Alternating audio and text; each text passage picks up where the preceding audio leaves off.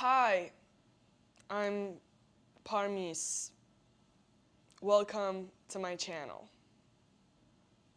Today I have a fun video for you because it's autumn, it's, you know, yellow leaves and cold weather and all the heavy layers you gotta wear to stay warm and sickness and flu, and there's just like it's that weather, and it's a big contrast when you think of like summertime and how you were at the beach, butt naked, the sun was shining on your ass, and um,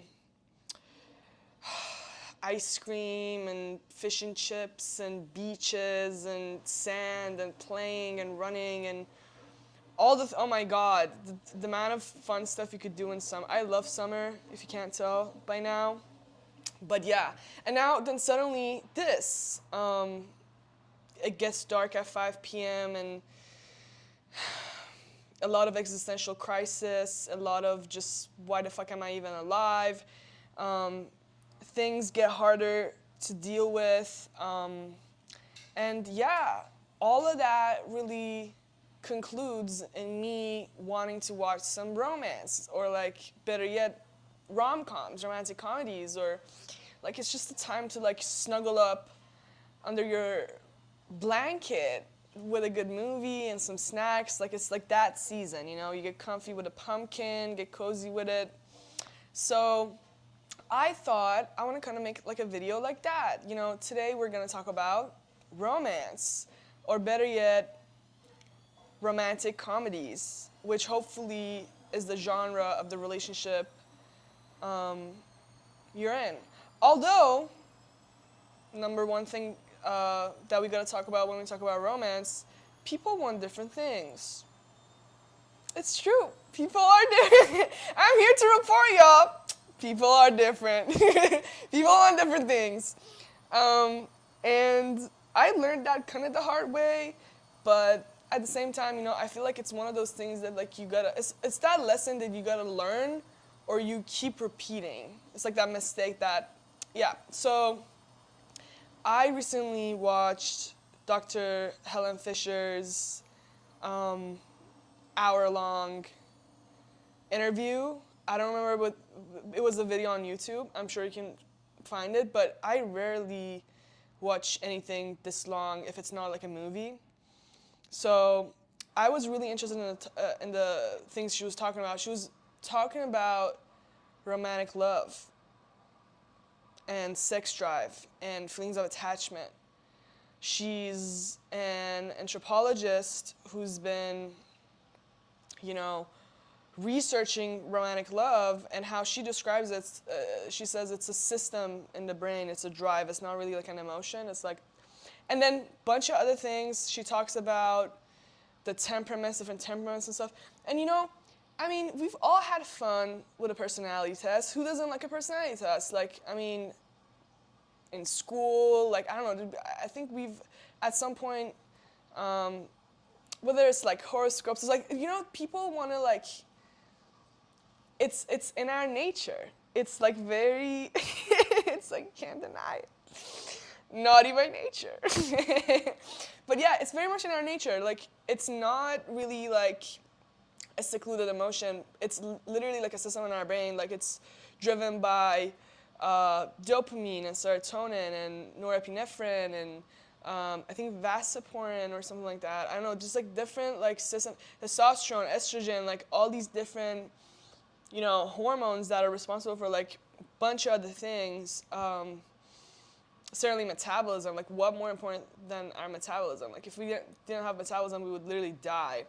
So it's interesting to. It was very, very, very interesting for me to. Very, very, very.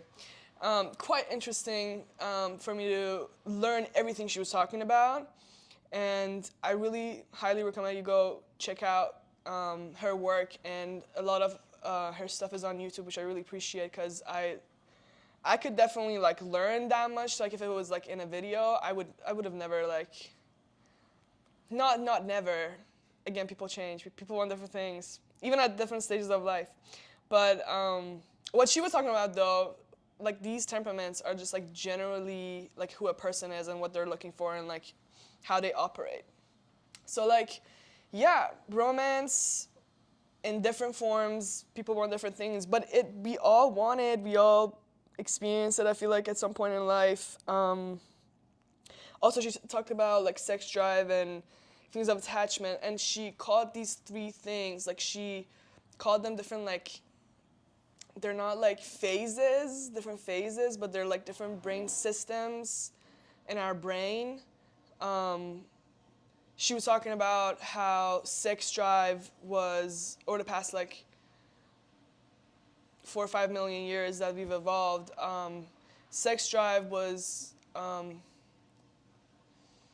like in the course of our evolution, it was evolved, that system was evolved in our brain because our brain wanted a system so that it could help it find a variety of different partners and test out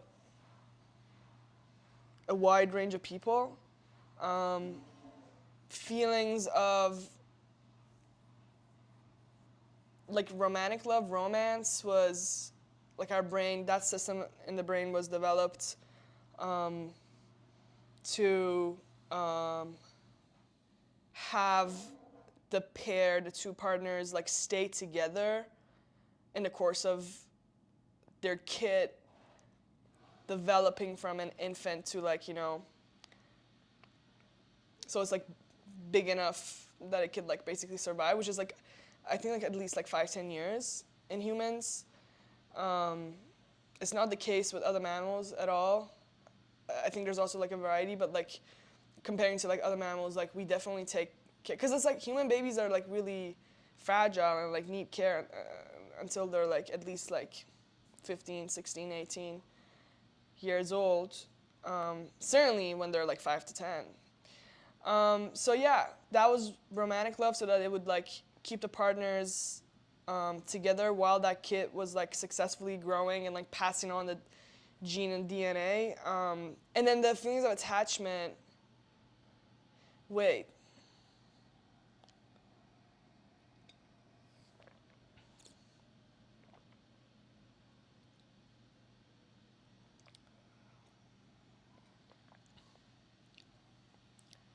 Oh no, wait. So sex drive, so that you could kind of test out different partners. Romantic love, so that you could focus on one, so you guys could mate.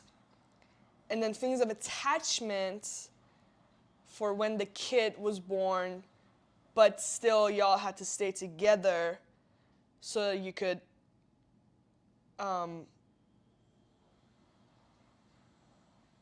have the kid grow up as a team. Like what is it called? Like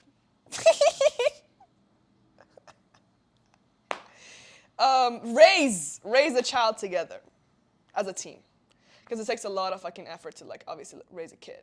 And in humans compared to other mammals, yeah, everything I talked about.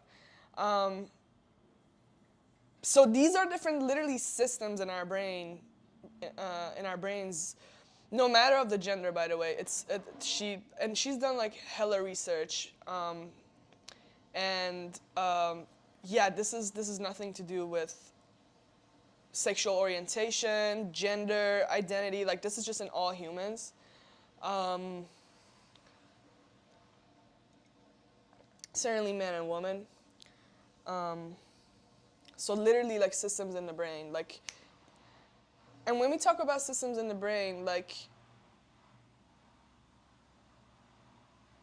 yeah, it's so deep. It's such like it's like the engine. It's like the programming of our engine.